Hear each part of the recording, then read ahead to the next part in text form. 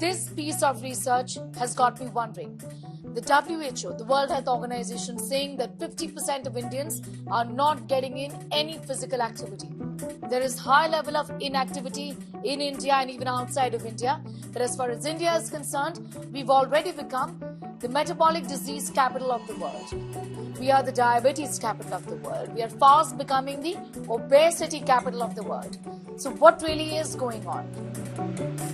Why is exercise? Why is physical activity important? This week, Health 360 has decided to talk about physical activity and its impact on your well-being, on your mental health, on your anti-aging process, on your stamina, on your physical strength, on your emotional well-being, on your physical well-being. We've decided to focus and put the spotlight on the importance of physical activity. I'm Sneha Murdani. A country that just does not exercise. 50% of Indians get no physical activity. None whatsoever. Look around you. How many people look fit to you? Not inflamed and in shape. Chances are not many. Half the adult Indian population does not meet the World Health Organization's guidelines on sufficient physical activity, according to new data published in the Lancet Global Health. More women, about 57%, than men, 42%, are physically inactive. Most alarmingly, the prevalence of insufficient physical activity among Indian adults has risen sharply from 22.3% in 2000 to 49.4% in 2022. The World Health Organization recommends that adults have 150 minutes of moderate intensity or 75 minutes of vigorous intensity physical activity or equivalent every single week. Physical inactivity puts adults at greater risk of cardiovascular diseases such as heart attacks and strokes, type 2 diabetes, dementia and cancers such as breast and colon, all of which, by the way, is on the rise. No surprises that India is already the capital of the world when it comes to the prevalence of many of these metabolic diseases. Let's now look at the global picture.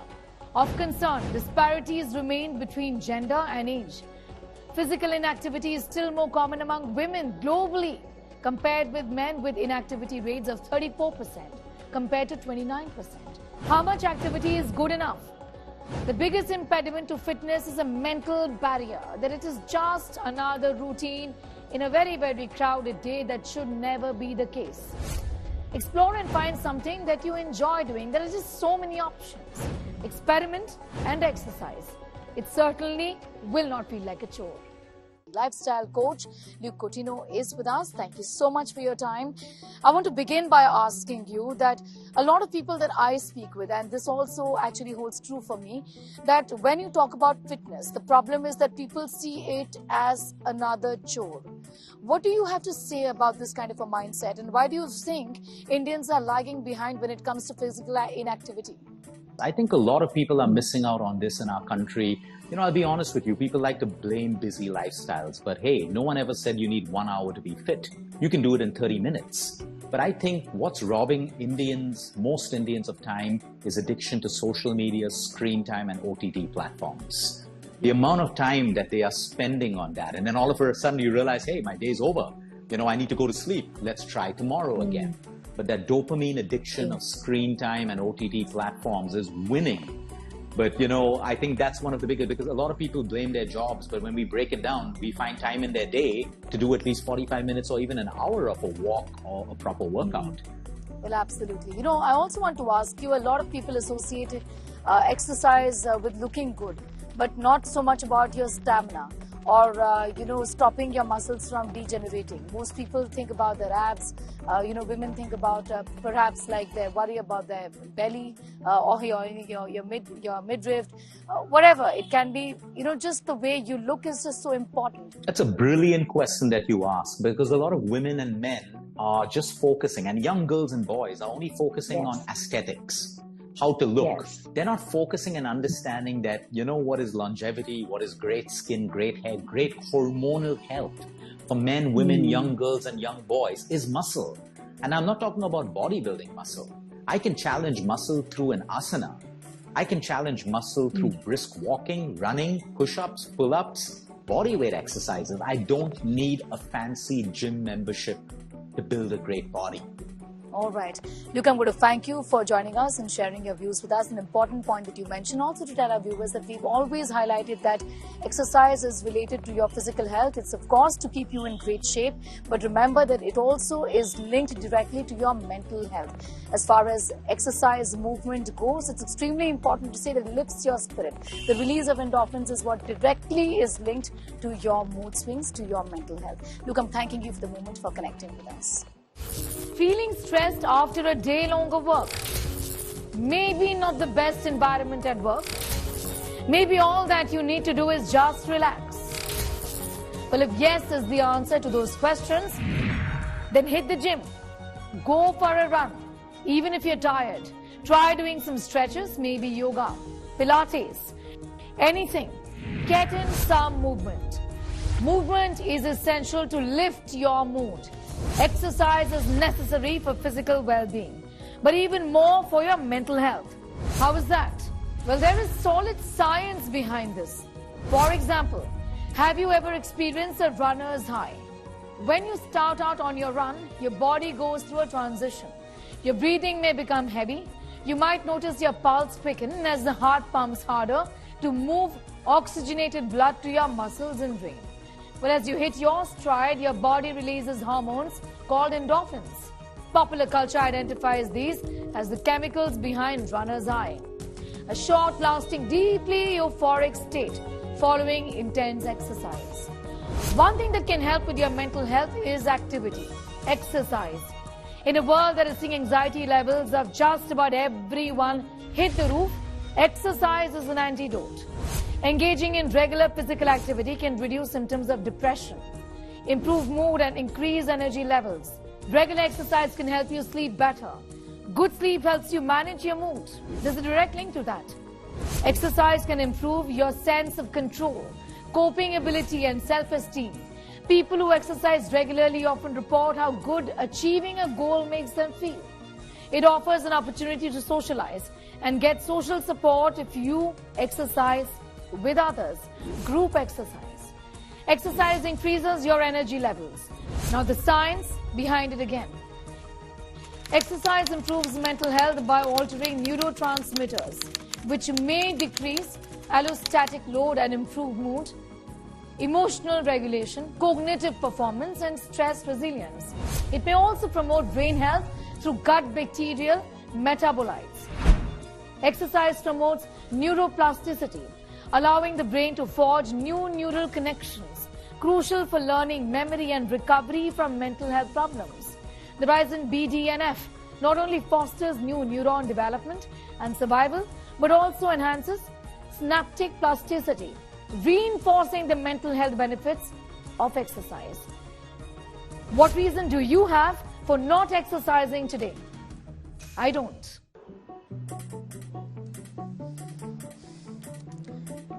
While at work, it's easy to lose track of time. But remember that being mindful about getting some physical movement while you are at work is extremely important. It goes a long way. Some simple things that you can do even in your office premises will help you. While I get my steps in, take a look at this report that my colleague Archil has filed.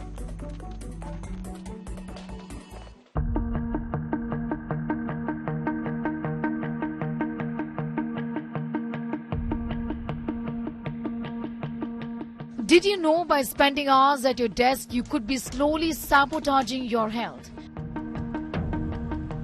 Recent studies revealed that sitting for extended periods is as dangerous as smoking. Many of us find ourselves sitting for longer periods of time during office hours, or in front of the TV, the computer, or in our car. This sedentary lifestyle may seriously harm our health. Which is why are people not getting enough movement nowadays? Modern technology is one of the factors that have made people inactive. Even for the smallest of distances, we tend to opt for a vehicle rather than walk. Everything gets delivered to your doorstep, be it your food, clothes or groceries. Inactiveness can cause serious health problems that should not be taken lightly. Studies indicate that people who sit for more than 8 hours a day have a 90% risk of developing type 2 diabetes, a 50% increased risk of heart disease, and a 20% higher risk of dying prematurely compared to those who are more active. It also increases the risk of cancer by 30% and can shorten life expectancy by up to 2 years. Sitting for long hours tends to give you musculoskeletal problems along with stiffness and back discomfort. Physical inactivity is counted as one of the top 4 leading causes of adult death.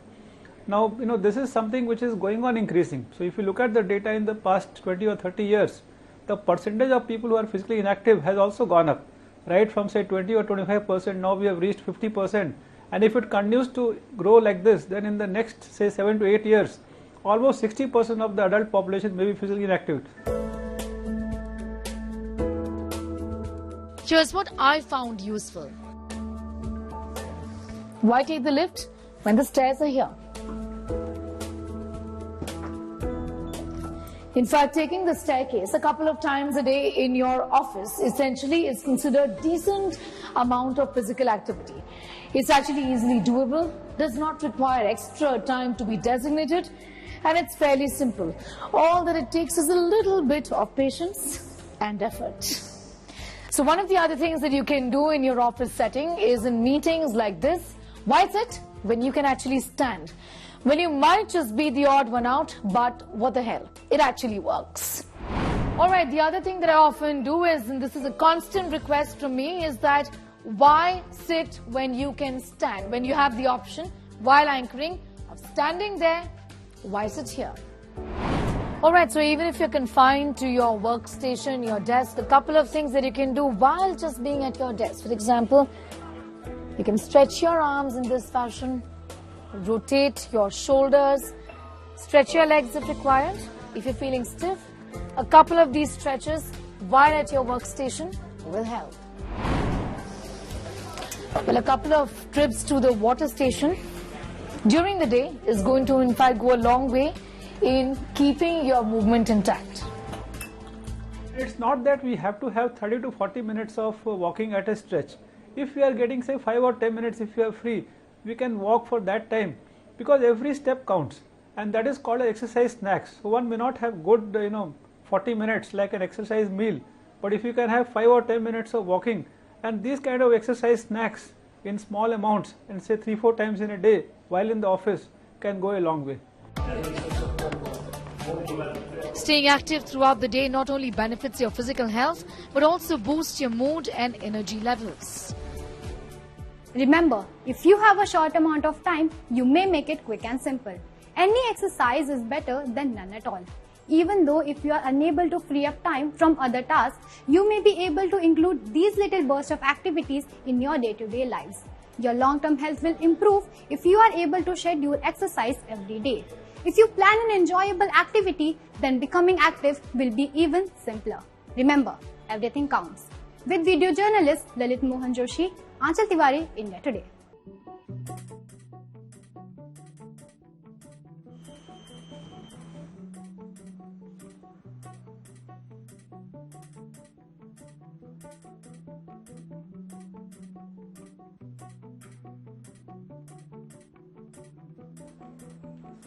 Well, for years, it's been debated whether weightlifting is for everyone. Should everyone be doing it?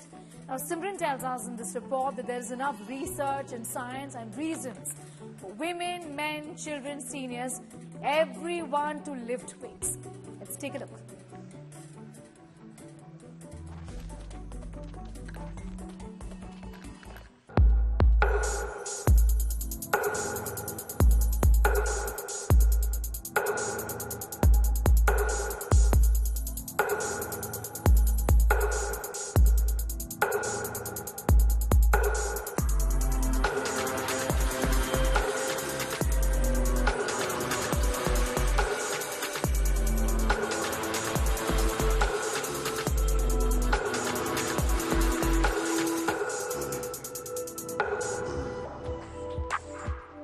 I get it right, it's an unusual sight, seeing these kids working out in the gym rather than playing outside. But many may ask, strength exercises for these kids? Well, actually, it's a very good idea. If done the right way, these things can put these kids on a lifetime path for healthy and a better lifestyle. Don't confuse strength training with weightlifting, bodybuilding, or powerlifting. For kids, light weights and controlled movements are best. Using good form and being safe are most important. Kids can start with bodyweight exercises like sit-ups, push-ups, squats and crab walks to build strength without using weights. As they learn proper technique, they can gradually progress to using light free weights or resistance bands. The focus should be on proper form and technique with a qualified supervisor or a trainer. Children can do many strength training exercises using their own body weight. Free weights, machine weights and medicine balls are other options. But keep in mind that some equipment designed for adults might be too large for many children. Key precautions that children should take: avoid machines and equipment designed for adults. Use child-size equipments. Start with 1 or 2 sets of 8 to 12 repetitions and increase weights sets gradually as strength improves. Take at least a day off between strength training sessions. If done right, strength training can increase children's muscle strength, can protect from sport injuries, can strengthen bones. It can help maintain a healthy weight and help kids feel good about themselves. Overall, it increases physical activity.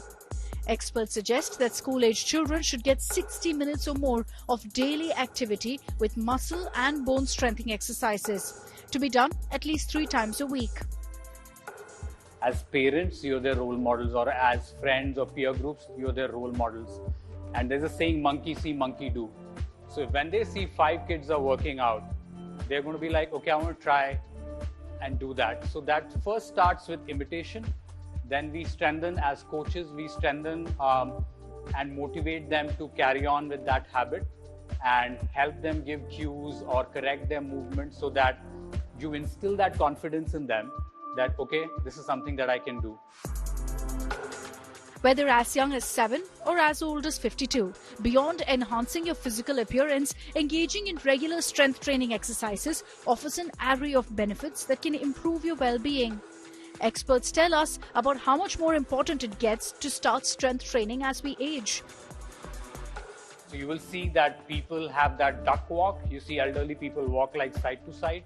That's a classic case of sarcopenia because their legs are not strong enough to have a more composed gait. So sarcopenia happens aggressively if you don't use your muscle. So the moral of the story is if you don't use your body, you will lose your body. You will need assistance. And people who are working out in their 30s and 40s right now, what they're actually doing is sort of building a bank of muscles that will serve them during the senior years. It's not just about bulging muscles and heavy weights. It impacts our overall health and how. With a longer list of benefits, elderly people can switch to a better lifestyle with lifting just nominal weights, as it helps in combating age-related muscle loss, allows greater delivery of nutrients and oxygen to muscles. It supports functional independence as one can gain greater movement control and balance. It reduces general aches and pains, improves overall bone health, also improves mental health and reduces fatigue. That's not all. It also helps in fighting type 2 diabetes with reduced fasting glucose levels and, of course, greater sleep quality. The perception that the older population is too frail to take on something as arduous as weight training and that due to age-related changes to their muscles, rewards will be minimal, but with proper and guided training, the sky is the limit. With Simranjit Kaur Renu for India Today. Crow's feet or laugh lines. All of this is a part of the aging process, but I have an anti-skin aging hack, and that has got to do with exercise. It's not about any new product in the market, but this is about lifting weights. Resistance training, strength training is now believed to be helping in the process of reversing or de-accelerating the process of aging. Also, exercise helps you in building stamina as the process of aging accelerates. Rhythm finds out in this report.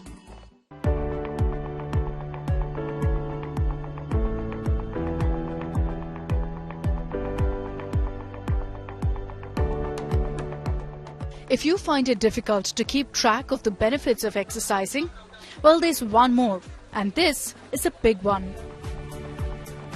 The fountain of youth could be achieved by plain old exercise.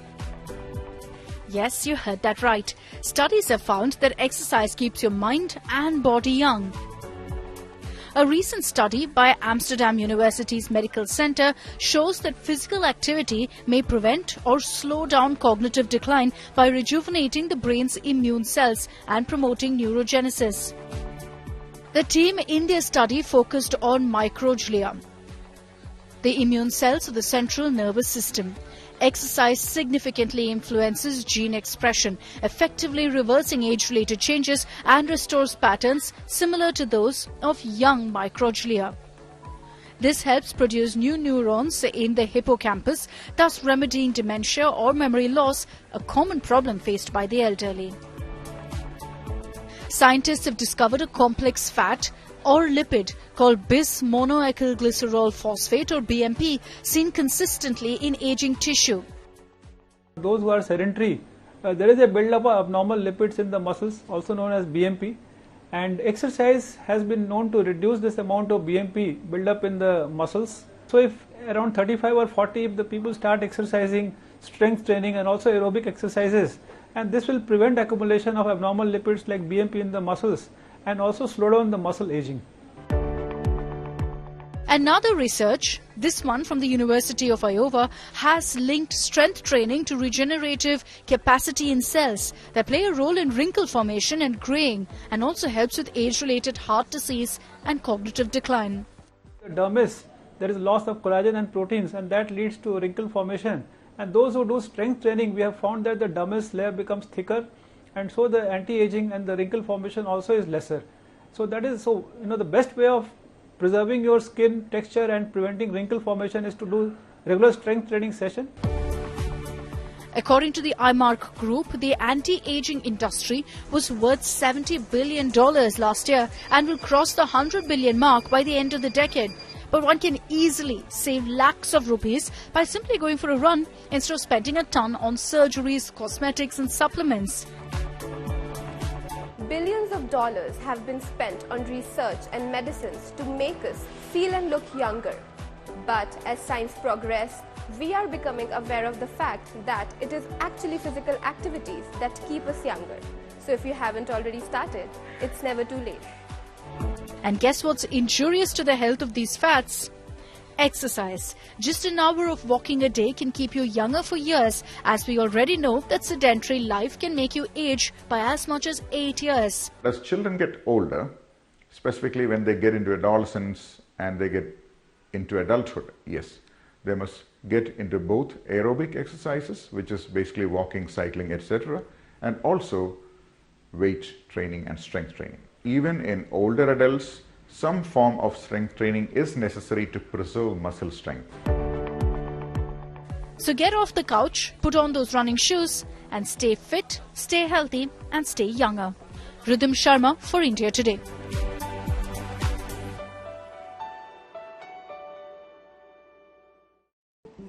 Well, that brings us to the end of this edition of Health 360. We hope you enjoyed watching the show as much as we did, putting it together for you.